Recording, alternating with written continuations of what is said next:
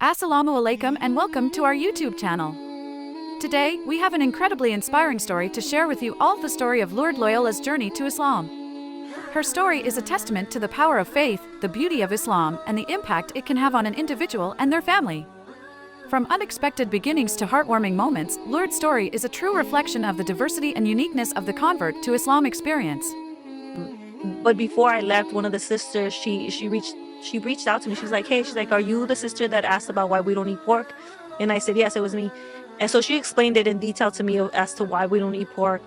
And I took that as a sign, as silly as that may be, because I think that, like I said, God really knew what my struggles were in the Catholic Church. So that when that sister came up to me before I left and gave me the answer, I was like, okay, everything makes sense. Like literally everything that I know as of now. And I'm just still sitting there talking, to everybody. And a brother comes close and he's like, so what are you waiting for? Like, what is holding you back from being Muslim? And I looked at him and I'm like, nothing. So, without further ado, let's delve into Lourdes Loyola's remarkable story of embracing Islam. Before that, please subscribe and turn on the notification to receive updates on other inspiring stories. She found Islam years after she joined the military in 2009. It wasn't until 2015 that she started looking into Islam, despite having already been deployed twice to Afghanistan and having met Muslims from Afghanistan who had changed her perspective on what Islam and Muslims really were. She realized that Muslims were just normal people trying to make a living, contrary to the negative portrayal in the media and Hollywood. So I had already joined the military. I joined the military in 2009, and then I started looking into Islam in 2015. Now, I have been deployed twice to Afghanistan, so I had already met Muslims at that time that were from Afghanistan. Very nice people. It kind of really changed my perspective on what Islam and Muslims really were. Mind you, at that time, I wasn't interested. It's not like I was looking for anything. It was just kind of like, oh, okay, Muslims aren't who the media, the news, Hollywood portrayed Muslims to be. They're just absolutely normal people trying to make a living just like us, Her interest in Islam grew during the 2015 elections when she noticed a lot of negative talk about Islam and Muslims online.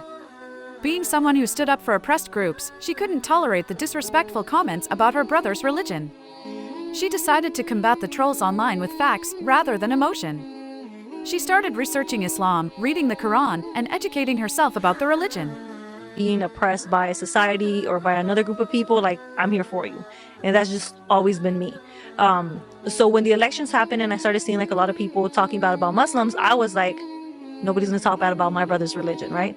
But another thing about me is that I like to come at people with facts. So I started researching Islam because I wanted to combat the trolls online, but with facts. I didn't want to come in with emotion.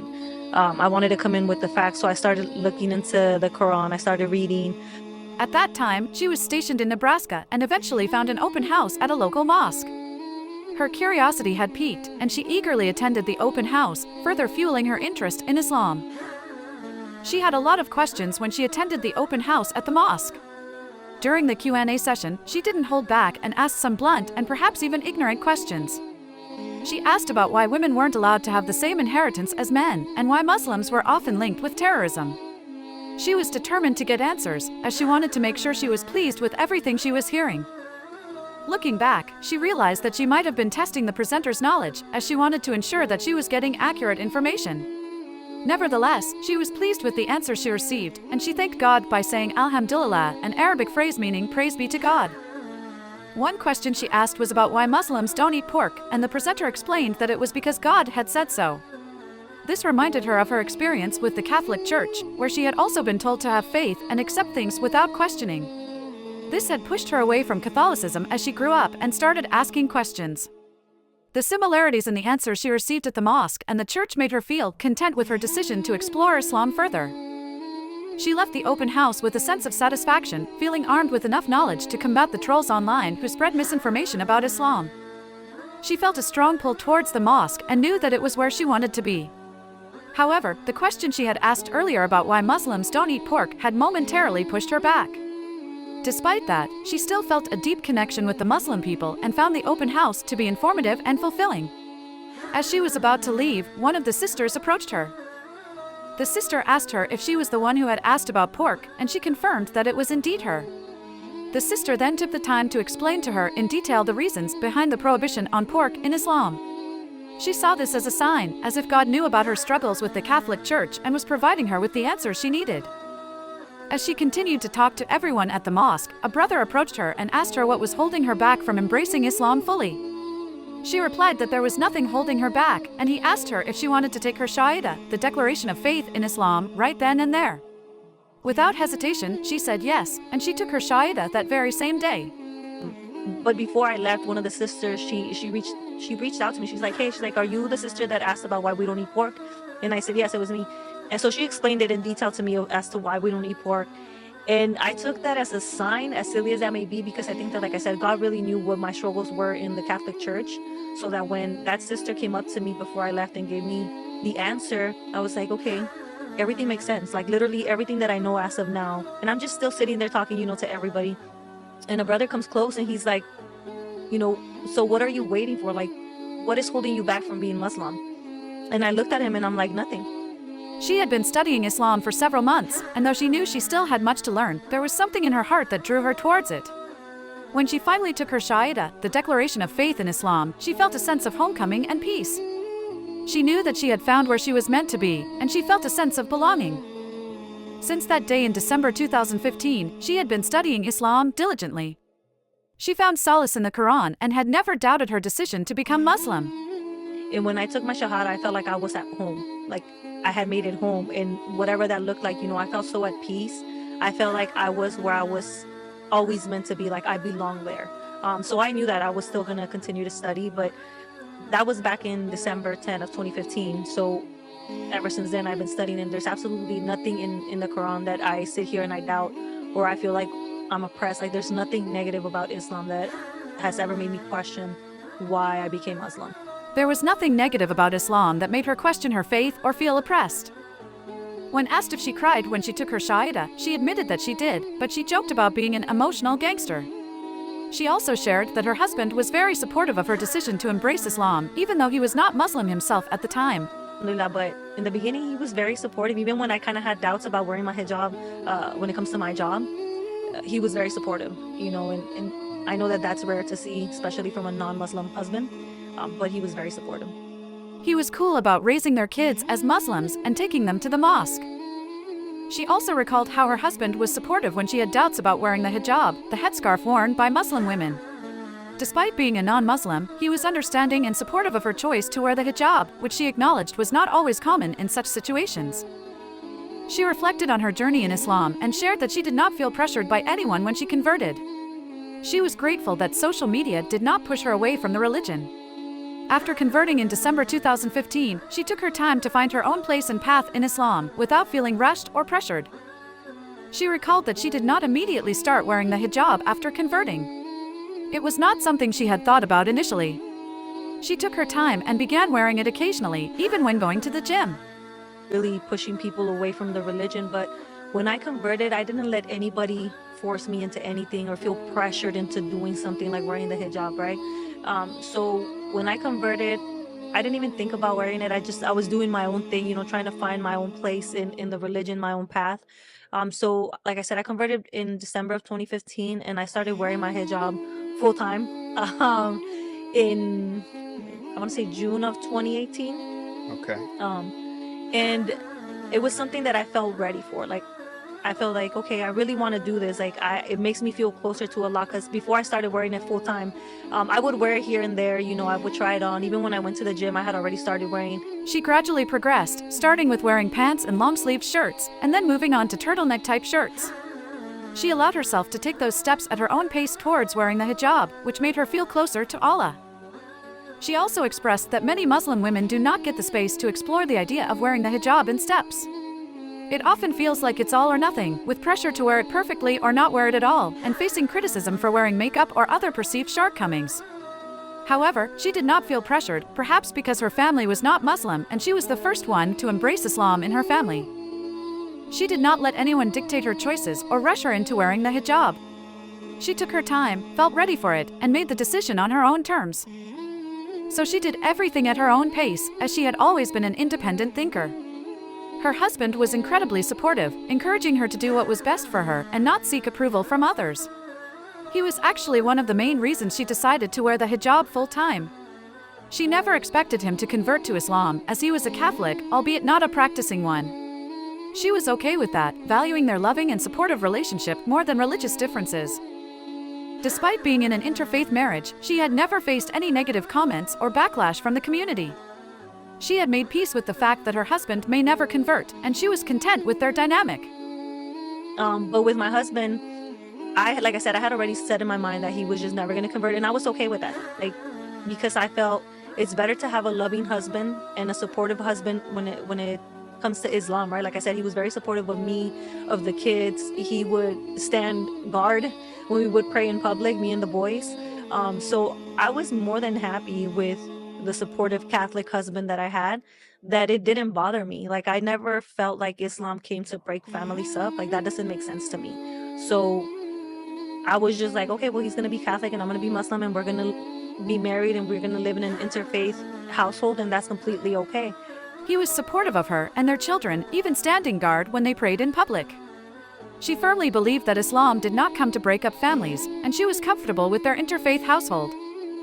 When asked about Islamic law that prohibits Muslim women from marrying non-Muslim men, she relied on her common sense and her understanding of the Quran. She didn't think it made sense to break up a loving and supportive home. She saw no conflict between her marriage and her faith, and she had studied and reflected on this issue extensively. It didn't make sense that the religion of Islam and our merciful God would want her to divorce her husband, because that's all that her husband would have taken from it. He would have said, "Oh wow, my wife converted to Islam and she divorced me for no reason, even though I was supportive towards her and the boys." Even their children would have been confused, thinking, "My mom converted to Islam and because of that she divorced our dad, so that just doesn't make sense, not even Islamically." She understood that Muslim women are not supposed to be married to non-Muslim men, but she also believed that there's a case-by-case basis for such matters, and that's where you rely on muftis, Islamic scholars, and scholarly opinions. But nobody she talked to ever gave her the advice of divorcing her loving and supportive husband. No one ever said, "Yeah, divorce your husband." That it didn't bother me. Like, I never felt like Islam came to break families up. Like, that doesn't make sense to me. So I was just like, okay, well, he's going to be Catholic and I'm going to be Muslim, and we're going to be married and we're going to live in an interfaith household, and that's completely okay. And everything that's in the Quran, I don't think it makes sense to break up a home. Like, I would have divorced my husband, being that he was so supportive. Like I said, he would literally take our boys to the male section of the mosque to pray, even as a non-Muslim. So I feel like my common sense and everything that I've read in the Quran and everything that I've studied about it, it didn't make sense that the religion of Islam and our merciful God would want me to divorce my husband, because that's all that my husband would have taken from that. My husband would have taken, "Oh wow, look, my wife converted to Islam and she divorced me for no reason, even though I was supportive towards her and the boys." And then even our children would have been like, "My mom converted to Islam and because of that she divorced our dad." So that just doesn't make sense, not even Islamically. Like, I get that Muslim women aren't supposed to be married to non-Muslim men, but I also believe that there's a case-by-case basis. It just didn't make sense to her, and she was glad that the conversation ended with that point, because she often got worried when people mentioned common sense, knowing that sometimes the devil can interfere with one's sense of judgment. Her friend asked if they took advice from imams, Islamic scholars, and she felt that it was very different from a single Muslim woman choosing to marry a non-Muslim man. She explained that there's a case-by-case basis in such situations. She replied, "I think it's best for him to say, but what he told me was that we were actually at the mosque that day. He had asked us if we wanted to go to the mosque that Friday, and we all agreed. It was obviously rare for us to be able to go to the mosque on Fridays because we all work and go to school, so I don't even remember why none of us were at work or school that day, but obviously it was a good reason. So he's actually the one who brought up the idea of going to the mosque that Friday. We got everyone ready, our 2 sons, who were already Muslim at the time, and we went to the mosque," she continued. And the Imam's sermon was about how we need to take steps and build our foundation in Islam as a community. He emphasized that we often focus on superficial things like wearing hijab or speaking Arabic, which are not the foundation of Islam, not our 5 pillars.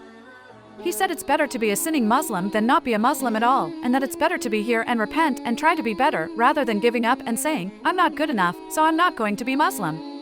Because we're never going to be good enough, even as Muslims. She never thought her husband would convert to Islam, but when he expressed his desire to become Muslim, she was in shock. Just remember my husband telling me, "I want to be Muslim." And I was like, what? Like, in shock. Because like I said, never in a million years did I think my husband was ever going to be Muslim. Like, never, ever. So when he said that, Like, I still remember it now and I get emotional. But I remember, and I was just like, okay. I was like, you want to talk to the imam? And he's like, yeah. So we went back, we talked to the imam, and he's like, okay. He's like, let's take your shahada right now. So he gathered a couple of people, to witness him taking his shahada. And he took it in front of our boys, in front of me. And I don't think that anybody, or only us as reverts, I think we can understand how impactful and how beautiful that is. So when I converted, it was like one of the best days of my life. And then She immediately suggested talking to the imam, and they went back to discuss it further. The imam gathered a few people to witness her husband's shahada, the declaration of faith, and he took it in front of their boys and her. It was an incredibly impactful and beautiful moment for her, as she had never imagined this would happen. Her oldest son also decided to convert to Islam, and she couldn't believe it when he took his shahada. They let their children choose for themselves, without any pressure, and emphasized that they should only embrace Islam if they truly love the religion. Her son had said that it just made sense to him, and everything they were saying about Islam resonated with him. He took his shahada at Sunday school, and she was proud of his decision. Reflecting on the moment when her husband and son took their shahadas, she remembers the joy and happiness she felt as a mother and a wife. Seeing her husband and sons embrace Islam was a beautiful experience that she couldn't fully express in words. They hugged each other tightly, overwhelmed with happiness. It was a moment she would cherish forever, and it brought their family closer together in their faith. And that concludes the heartwarming story of Lourdes Loyola's journey to Islam. We hope you were inspired by her story and the power of faith. If you enjoyed this video, don't forget to like, comment, and subscribe to our channel for more uplifting stories and valuable content. Thank you for joining us, and until next time, Assalamu alaikum.